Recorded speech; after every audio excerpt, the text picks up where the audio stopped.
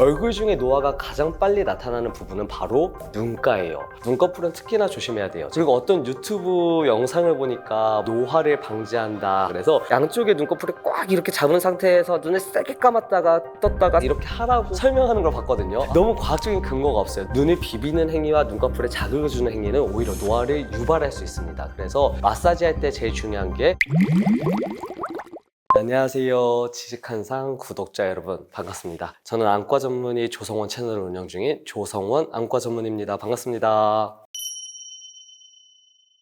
사실 빠르면 30대 중반부터 얼굴에 노화가 나타나기 시작하거든요. 예를 들어서 뭐 팔자주름이 깊어진다든지 이런 증상이 나타나는데 얼굴 중에 노화가 가장 빨리 나타나는 부분은 바로 눈가예요. 눈가 주위 피부가 전체 온 몸에서 가장 얇거든요. 눈가는 크게 세 가지로 노화가 나타납니다. 위, 옆에, 아래로 나눠지게 되는데 상안검을 보면은 위에가 윗꼬랑이 들어가면서 안에 볼륨이 비어 보이는 경우가 있거든요. 그런 노화가 첫 번째로 일어나고, 두 번째는 볼륨이 들어가고 지방의 위축이 일어나다 보니까 쌍꺼풀이 하나가 더 생겨요. 그거를 전문의학으로 트리플 폴드라고 하거든요. 그런 것도 생길 수도 있고, 이제 가쪽으로 가면은 우리 미세주름, 눈웃음 주는 거 있잖아요. 그런 주름이 생길 수도 있고, 마지막으로 하안검 쪽에 가끔 퀭해 보인다, 아니면 하안검 쪽으로 뭐가 볼록 튀어나온다, 이런 증상을 볼 수 있는데, 이렇게 크게 세 가지의 노화가 눈꺼풀에 나타날 수 있습니다. 이 중에 가장 먼저 생기고 티가 많이 나는 거는 바로 하안검이에요. 그래서 조금 예민하신 분들은 사람들 얼굴 볼 때 하안검을 먼저 보시거든요. 자기가 관리를 얼만큼 잘했냐가 티가 가장 많이 나는 지표이기 때문입니다.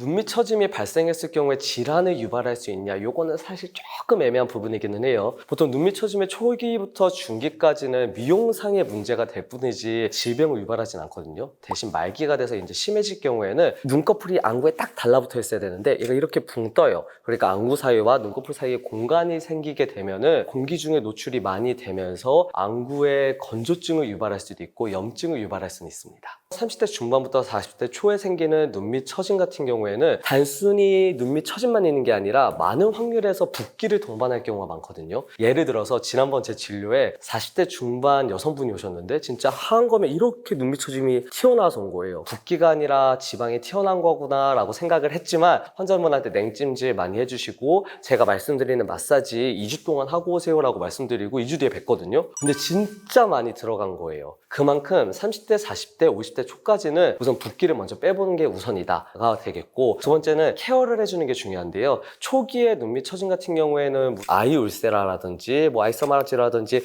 눈꺼풀 타이트닝 해주는 레이저 치료가 있거든요. 동시에 해주게 되면은 많은 도움을 받을 수 있고 수술적인 치료로 안 갈 수 있습니다. 마사지 잘못해서 오히려 불편해졌다, 부작용 많이 생겼다라고 말씀하시는 분들을 주위에서 많이 봤을 텐데요. 눈꺼풀은 특히나 조심해야 돼요. 제가 전신 중에 제일 얇은 부분이 어디라 그랬죠? 눈꺼풀이라고 말씀드렸어요. 눈을 비비면서 눈을 마사지해 주는 분들이 계시거든요. 이 타이트닝을 시켜준다, 아니면 노화를 막기 위해서 눈을 비비는 행위와 눈꺼풀에 자극을 주는 행위는 오히려 노화를 유발할 수 있습니다. 그래서 마사지 할 때 제일 중요한 게 최소한의 자극만을 줄 것. 그리고 두 번째는 마른 상태에서 하면 안 됩니다. 마른 상태에서 피부를 자극하게 되면 주름이 더 생기기 때문에 아이크림이라든지 아니면 수분크림을 도포한 후에 마사지를 하는 게 중요하겠어요. 그리고 어떤 유튜브 영상을 보니까 노화를 방지한다, 하안검 처짐을 방지한다 그래서 양쪽에 눈꺼풀을 꽉 이렇게 잡은 상태에서 눈을 세게 감았다가 떴다가 감았다가 떴다가 이렇게 하라고 설명하는 걸 봤거든요. 근데 너무 과학적인 근거가 없어요. 눈을 세게 감았다 떴다 한다고 그 근육이 강해지지는 않거든요. 그래서 이런 행위는 안 하는 게 낫다라고 저는 생각이 됩니다. 손을 깨끗하게 씻어서 위생을 먼저 깨끗이 해주시고, 제가 마사지할 부위는 눈과 코 사이, 미간 쪽을 할 거여서 여기서부터 수분크림이나 아이크림을 도포해 주시고요. 그리고 눈뼈가 만져지거든요. 눈꼬리 아래로 가면. 근데 여기 마사지를 해줄 거기 때문에 이쪽을 쭉 도포해 주시고, 맨 마지막에는 관자놀이랑 귀 쪽 앞뒤랑 그다음에 목에서 타고 내려오는 빗장 SCM 머슬이 있습니다. 이쪽까지 크림을 발라주시면 되는데, 아이크림을 이렇게 다 부르기는 부담스러울 수 있죠. 그러면 이쪽은 바디로션을 발라도 상관없고 미끈미끈하게만 만들어주시면 되세요. 자, 그러면 같이 한번 따라해 보시도록 하겠습니다. 먼저 손가락 하나로 눈과 코 사이 미간을 꾹꾹 눌러주세요. 여기를 꾹꾹 눌러서 내려가다가, 자, 이제 하안검 쪽에 움푹 들어가 있는 뼈가 만져질 거거든요. 거기를 손가락 2개로 마사지 해줘서 꾹꾹 눌러줍니다. 이 상태로 관자놀이까지 간 다음에요, 관자놀이에서 다시 광대까지 타고 내려오면서 뒤에서는 앞, 뒤를 손가락 하나씩으로 마사지를 해줍니다. 이렇게 마사지를 쭉 통해서 해주시고 마지막으로 SCM 이쪽으로 대각선으로 사선으로 내려오는 근육을 쭉 마사지를 해주시면 되세요. 한번 다시 따라해 볼게요. 미간부터 꾹꾹 눌러주고 여기 뼈 쪽 마진에 만져주면서 쭉 따라가서 광대 타고 내려와서 귀 앞뒤까지 마사지 해주고 목 근육까지 이렇게 마사지를 3, 4회 정도 반복해 주시면 되겠습니다. 사실 아이크림을 안 발라요. 이게 아이크림을 예전에 썼었는데 아이크림이 대부분 유분기를 많이 포함하고 좋은 성분들을 많이 넣다 보니까 되게 리치하거든요. 그래서 이걸 바르고 자면 그 다음날 아침에 눈이 너무 아프더라고요. 크림이 유분기가 특히나 많게 되면은 속눈썹을 타고 들어와서 눈에 들어가는 경우가 있거든요. 특히 저처럼 지성인 피부 가지신 분들은요. 그래서 아이크림 몇 번 시도해봤었는데 눈이 너무 많이 아파서 안 쓰고 있고 저는 그 대신 수분크림을 쓰고 있습니다. 수분크림도 사실 유분기가 굉장히 적은 제품을 사용하고 있고 뭐 이런 거 협찬은 당연히 아니고 유분기 적은 수분크림 중에 특히 눈가에 발라도 크게 자극이 없는 거는 저는 클리니크 분홍색 뚜껑으로 되어 있는 거 있거든요. 그 수분크림을 얼굴 전체도 포함해서 특히 눈가에도 도포를 하고 마사지를 하고 있어요. 근데 뭐 아이크림이 더 당연히 더 좋은 거 아니야? 라고 생각을 하시는 분들이 많은데 피부과 친구들하고 여러 번 얘기를 한 결과 아이크림을 바르면 좋다. 다만 얘가 비싼 경우가 꽤 많다. 그럴 경우에는 수분크림을 발라도 사실 아이크림을 바른 것과 주름 개선에서 큰 차이가 없다라고 이야기를 해서 저는 그냥 아이크림 대신 수분크림을 바르고 있고 하나 요즘 레티놀 크림이 굉장히 유행하고 있는데요. 뭐 안과 의사들은 레티놀을 함유한 아이크림을 안 좋아합니다. 속눈썹을 타고 눈에 들어온다고 했는데 레티놀 성분은 이게 타고 들어와서 깨끗한 기름을 내보내는 마이봄샘이라는 기름샘이 눈꺼풀에 있거든요. 걔를 파괴해서 안구 건조증을 유발할 수 있어요. 그래서 레티놀 아이크림은 사용 안 하는 게 좋겠다라고 말씀드리겠습니다. 이 알레르기성도 마찬가지예요. 제가 마사지하는 방법 알려드린 게 붓기 빼는 방법이거든요. 사실상 알레르기성으로 일시적으로 확 부어올랐다. 그럴 경우에 가장 좋은 건 냉찜질 팩 요즘 많이 애용하시는 분들이 있을 거예요. 붓기 빼려고. 그거를 눈가에 이렇게 올려놔 주시면 한 5분 정도만 있어도 이제 확 가라앉거든요. 이런 방법을 이용하시면 되시겠어요.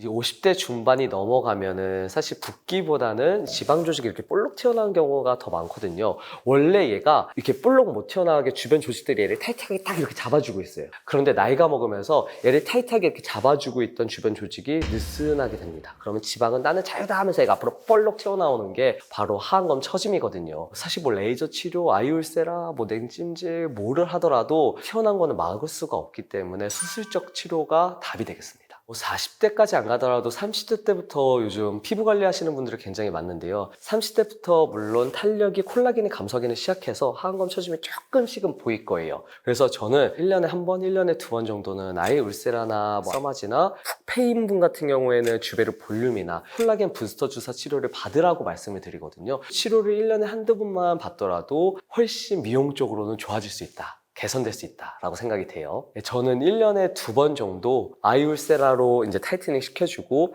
그리고 제가 살짝 아래쪽이 들어가 보이거든요. 그래서 주베르 볼륨을 맞거나 아니면 이제 퀭해 보이는 눈을 예방하기 위해서 리쥬란 이렇게 맞고 있습니다.